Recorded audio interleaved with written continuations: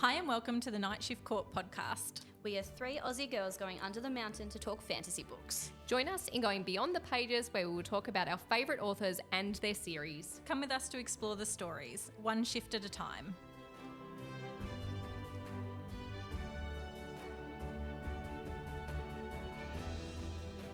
Hi ladies. Hello. Hi and welcome back for episode 8. Shout out to our specialist sponsor, not sponsor, but one day.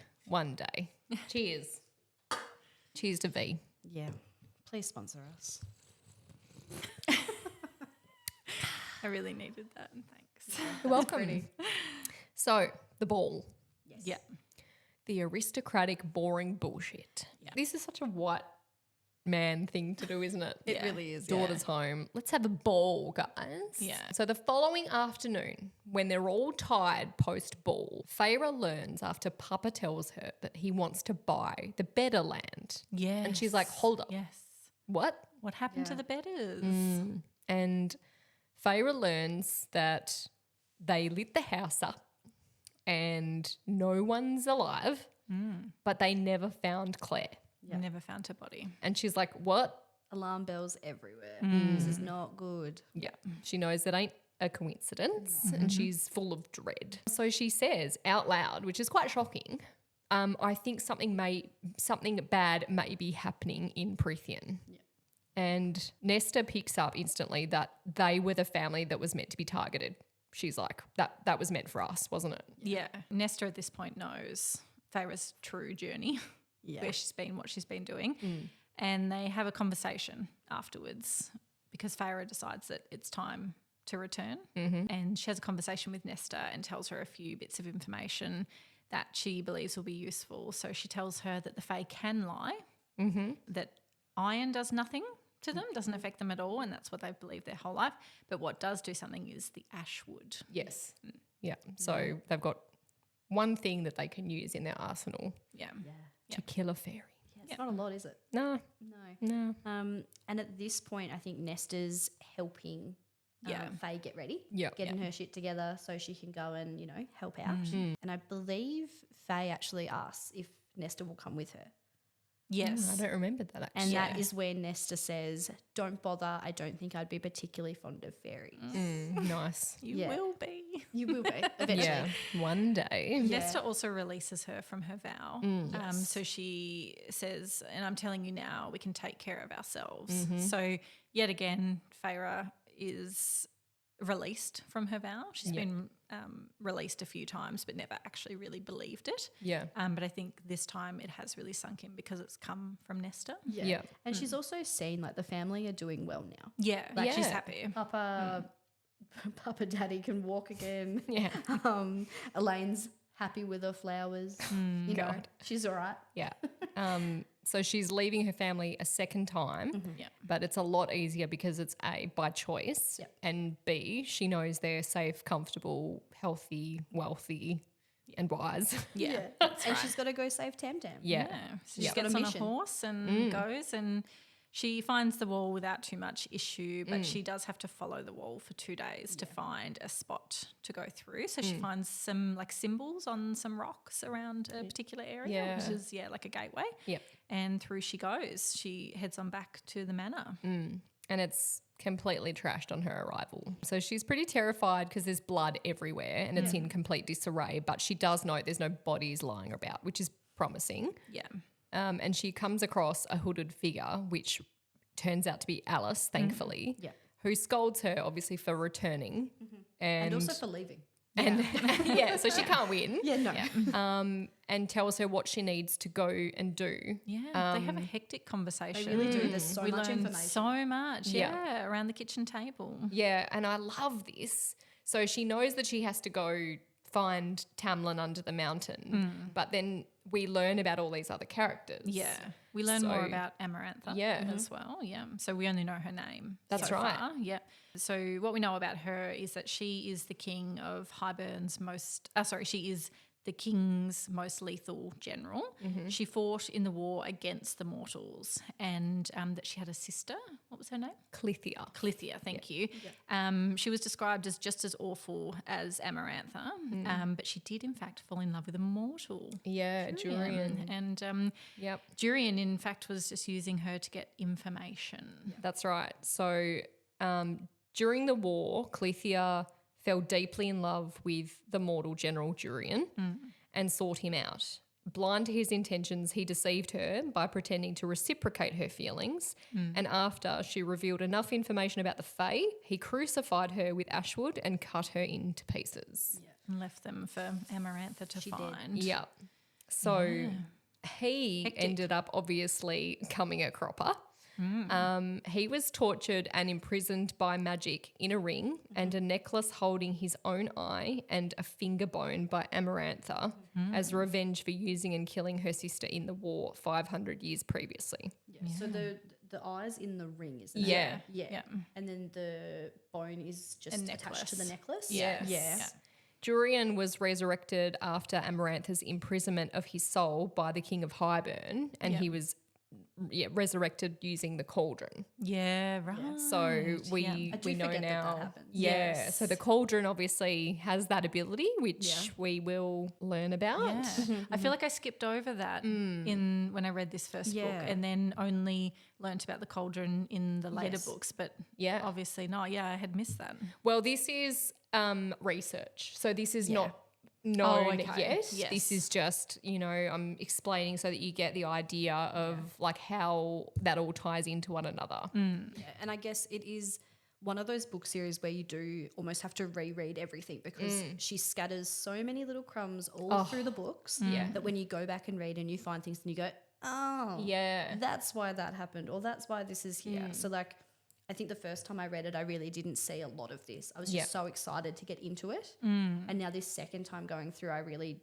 are finding a few bits and pieces and I'm like, that makes sense. So if you're listening / watching, have you read it more than once? Are you on your first read? Have you read it multiple times? Have you listened to it? Because like personally, I've read it once and I'm currently rereading it as we go along. Same. And I've also listened to it a total, I've listened to it all on Audible once and I've finished listening to it a second time as we go along. So you do pick up something every time you listen to it, and there's still things that we miss because you'll mention something I'm like, what? Yeah. You also learn how to say things. When you listen to Audible, you do. I haven't listened to it ever, and I still have the way that I want to say it. Yeah. Which I guess is that real Australian way of Reeseland. Yeah. Shout out to Aussies. Yeah. Amarantha is actually the one that took Lucian's eye as well. She's very bitter. Yeah, she has a thing for eyes as well. Durian. She's taken Lucian's eye, and that was actually her gateway to getting back in with Tamlins. So she and Tamlin met as children because Tamlin's father was really cruel and he was close to the King of Highburn. Yes. So, they were united in their cruelty. And Tamlin's father sided with the king during the war. So that's how Amarantha and Lucian knew one another. But she uses taking Lucian's eye as a way to try and get back in with him, and she invites him to a masquerade party to apologise. Tamlin agreed as he wanted to end the conflict without spilling any more blood between them. And at that party, she actually told him that if he became her lover and consort, that she would not curse him. She's basically like, I won't do all the other mean things. Gross. Yeah. Gross. Yeah, and what a manipulative shrew. Yeah. But I love Tamlin's response, which was that he would rather take a human to his bed, and that really hurt Amarantha because she hates mortals. Oh, she does. All the foreshadowing though for love the next that. bit. Yeah. So we learn that the curse could have been broken by Feyre admitting her love. Yes. Yeah. This one burnt me. So close. Yeah. I know, right? So close. Yeah. It's very Beauty and the Beast, isn't it? Yeah. That the last petal on the rose. There's a very slim chance that he was going to find what he had to find in a human. So Specifically, it was a human to marry, a human with ice in her heart and hatred for the Fae, a girl willing to kill a fairy. Yeah. So, which, I mean, Faye fits into that category, really. You know, so it had to be an unprovoked attack it had to be one of his men. So Andres took one for the team. Yeah. And he stared at Feyre in the eyes and he knew that his task was complete. Yeah. Yeah. Beautiful. Fated, really. Yeah. Which is, again, annoying because how many fates, how many high lords does one chick need? Like, greedy much? we also Save some for us. Yeah. So, curse breaker.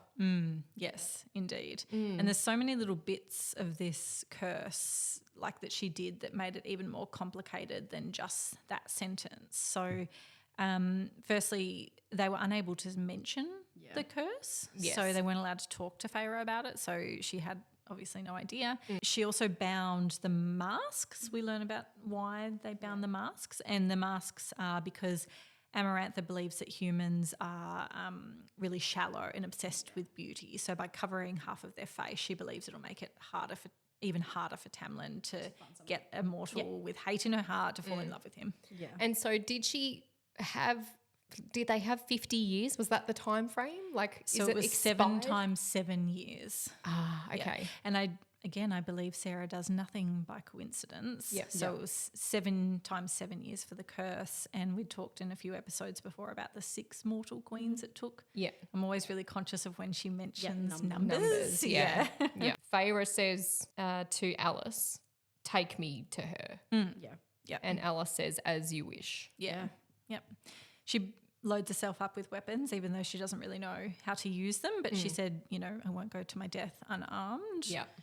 And they arrive at the cave, Awkwardly quickly. Yeah, they right? do get there really quickly. Awkwardly quickly. So it ain't no, like, let's journey to Mordor, Lord of the Rings, journey, Bilbo Baggins, epic novel.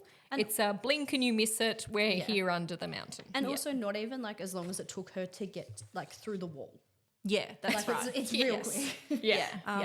All dark and miserable roads lead under the mountain. Yeah. And I mean, at this point, Alice tells her 3 things Yep. not to do under the mountain. So don't drink the wine. Yep. Don't make deals with anyone. And don't trust anyone in there, not even Tan. Hilarious. Yeah. And poor old Feyre bumps straight into the outdoor. Yeah. As usual. The being of her nightmares. Oh, yuck. She's taken before Amarantha, thrown to the ground in front of her, and she meets her for the first time. She describes her in quite vivid detail, but also says that there's something cold and cruel behind her beautiful features. Yeah. She's wearing a stunning gown as well, of course. As always. She notices the finger bone, I think, at this point as well. Sorry, the And the ring. eye I think and the both. ring and the finger, because Amarantha, touches them. Yeah. Draws attention to it, I think. Yeah. And Tamlin makes no move at all to identify Nothing. her. Zero. Totally blank. Yeah, which is great. So intentional. And I think it's hard because she's obviously upset about it. Yeah. Faye's obviously like, why, look at me. Yeah. Yeah. And he pretends she has no idea. He has to. Who she is. Considering that Claire's dead body is hanging up against Yeah, the wall. look, She this turns I can do without. Yeah, it's a lot. Yes. I feel like that was one of the worst parts of it. The mangled, decaying corpse stuck to the wall. Yeah. Yum. Feyre does what Alice tells her not to do, which is she strikes a bargain. Straight away. She literally Come goes on. in straight away with a bargain. Yeah. So I did write here, similarly to how you just commented, Amarantha's beautiful but cursed, a coldness within her, as most beautiful people do. Not dissimilar to the popular girl in school who was a fucking bitch. Yeah. And so they were hot, but they were cruel. So you just didn't. They weren't. Amarantha would be a mean girl. Yeah, she would, and she'd be the queen. I'm With sure. With the adder behind, ready Yeah. to instill some justice. Yeah. So 3 tasks. Yeah. Or solve a riddle. Yeah. Shall we hear the riddle? Go on. Go. There are those who seek me a lifetime, but never we meet, and those I kiss who trample me beneath ungrateful feet.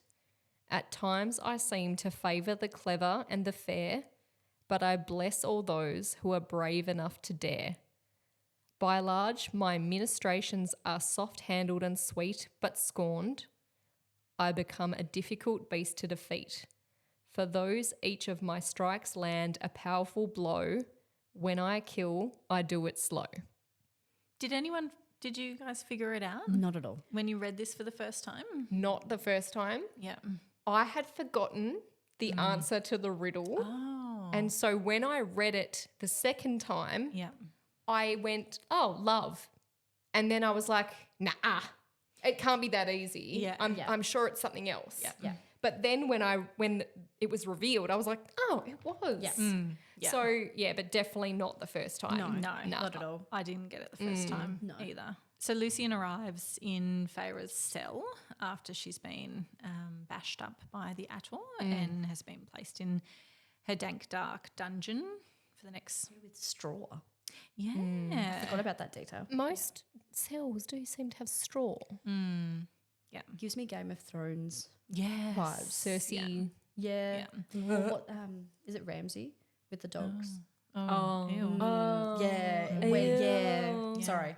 Right, less morbid. So sorry about that. Feyre finds out that she has a broken nose, which is awful. But Lucian sneaks in and fixes her nose and fixes some of the swelling, but he leaves behind the bruises, so that no one will know that she's had help. And that's actually the first time that Lucian's used magic. Yes. As well. Yeah. So she sees him use that for the first time. What I actually thought was really funny, though, was that she describes him as vanishing out of her cell. Yeah. So he winnows, out of the cell. Why didn't he just winnow in? Do you not winnow in? No, he creeps in. Yeah. Maybe he just wanted to see what was going on, Yeah, or I don't know. maybe. But I do like It's a brain fart by Sarah, I think. Maybe. Yeah. Yeah. before he leaves, he tells Faye not to get herself killed. Yeah. And one of the things he says is, I already have a long list of fairies to kill. I don't need to add more to the list, Yeah. which I think's nice. I think it is him showing affection. Yeah. He does say at the end of that, for Tamlin's sake. Yeah. And Faye does say, for Tamlin's sake. Yeah. But Yeah. I do think it's secretly that he's using that as a reason. Yeah. Yeah. I agree. He's warmed to her. He Yeah, has. 100%. He has. Yeah. She returns to the throne room as well, taken by, is it two red fairies. fairies? Yep. Yeah. Taken back to the throne room, and Amarantha wants to know her name Yes. as well. Yep. So she sort of says, well, you learn what happens when you give a fake name. So she uses Reese for the first time, uses his magic into threatening Lucian. Yep. And Feyre cracks and gives her proper name. Now, I do think it's interesting here. So when they bring Lucian out to be sort of held while Reese does his thing, hands in his pockets, mind you, not really showing a sweat while he's going into Lucian's brain. Yeah. That Lucian's brothers step forward. Yes. They don't name them. No. They just say that there's four red-haired fae that step forward. Yeah. And I do wonder, like obviously one of them's Eris. Yes. And I wonder, because one of them does speak with Amarantha. And I'm like, I think it's him. I think it is. There's nothing that says it's Eris, but I'm Yeah. like, ooh, Yeah. that just feels like it would be an Eris thing to do. Because I think Yes. he is the oldest. He is. Yeah. Yeah. So that makes sense. Thank you. I needed clarification. Yeah. This is actually where Feyre hears the riddle for the first time as well. Yeah. And she's like, oh my God. Yeah, what is WTF? that even? Yeah, what Yeah. am I going to do? Yeah. And the chapter actually ends with the Red Skin Guards coming to collect her yet again from her cell for the beginning of her first trial. Yeah. That's it for this episode of the Night Shift Court podcast. Thank you so much for listening. Please head over to Instagram and TikTok and give us a follow at the Night Shift Court. Please leave us a good review on Spotify or wherever you're listening. And if you'd like to reach out, you can contact us at thenightshiftcourt@gmail.com. This shift is over. Blessed be the fruit. I hope the night is kind.